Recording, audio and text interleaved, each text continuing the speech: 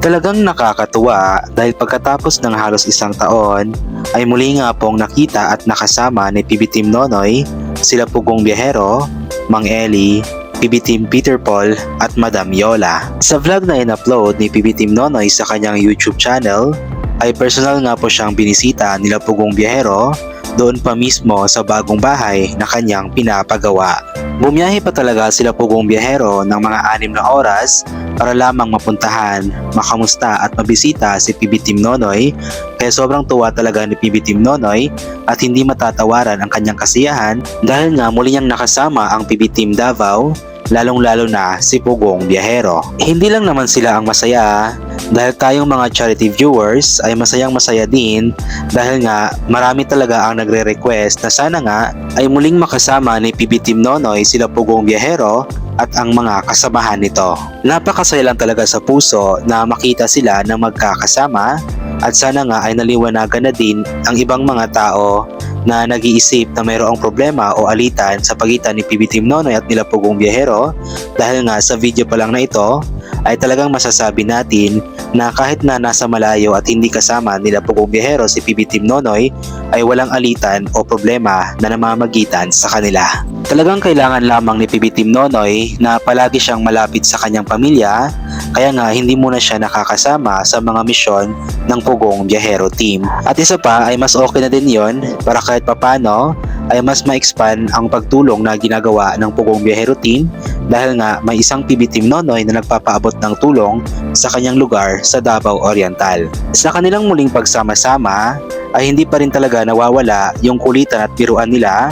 Ito yung bagay na talagang namimiss ng lahat ng mga charity viewers at ito talaga ang minahal ng mga tao sa kanila, yung palagi silang nagbibiruan at nagkukulitan. Pero yun nga, sa ngayon ay hindi pa talaga pwedeng sumama si PB Team Nonoy sa kanila.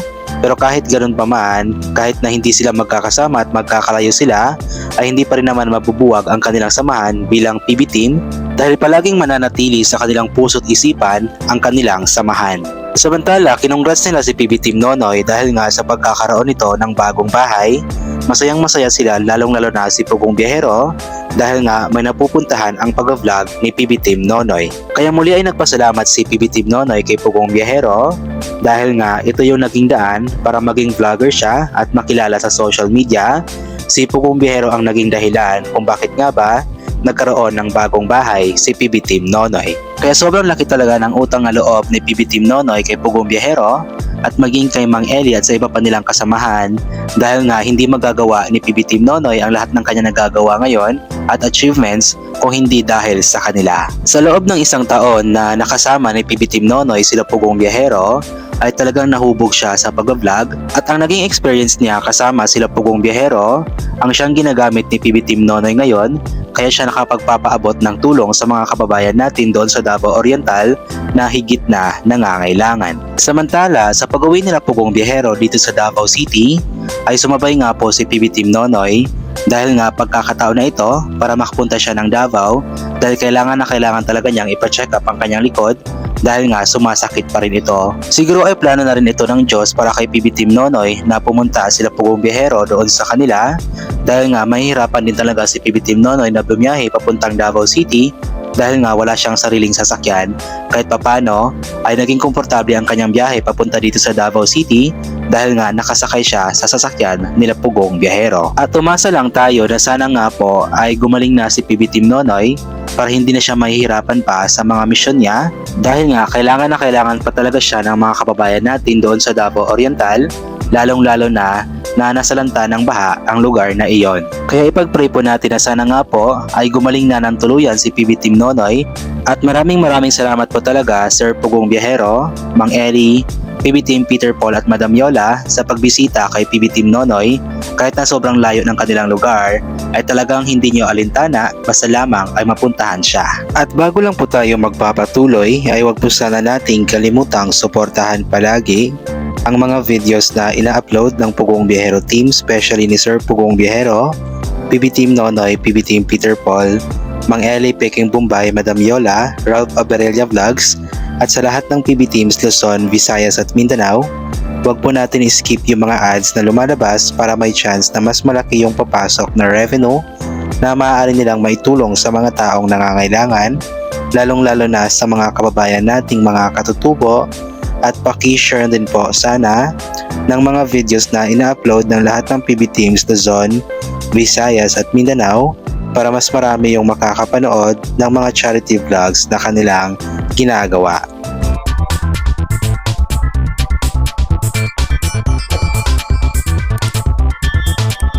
At sa ating pagpapatuloy ay magbabasa po tayo ng iilan sa mga komento ng mga taong nakapanood sa naging vlog ni PB Team Nonoy. Unahin po natin itong komento mula kay Bert Abogado. Ang saya pagbuo ang PB Team Davao at salamat sa pagdalaw kay PB Team Nonoy, Sir Paul, Madam Yola, Mang Eli at Peter Paul. Si Mamang na lang at Peking Bombay kulang. Please support po Bumbiyero at all PB Team members at ingat sa inyong mga charity mission. Praying for your speedy and complete recovery, Nonoy. God bless. Mula naman kay Carmen Dumalagan, wow, congrats Nonoy, may bahay ka na rin. Ang saya-saya at nagkita-kita ulit kayo PB Team Davao. Pati kaming charity viewers, masaya din. Patuloy lang sa pagtulong sa mga higit na nangangailangan sa tulong din ng mga mabait at matulungin sponsors. God bless everyone. Galing naman kay Julieta Manalo, sa wakas nadalaw ka rin nila PB Team Nonoy. Lalo na ni Sir Paul Pugong Biyahero, we are very happy for you Nonoy. Si Sir Paul talaga maalalahanin sa mga sakop niya. At kita namin sa mukha mo Noy na napakasaya mo din. Si Mang Eli din na miss namin at si Peter Paul. God bless you all PB Team Davao.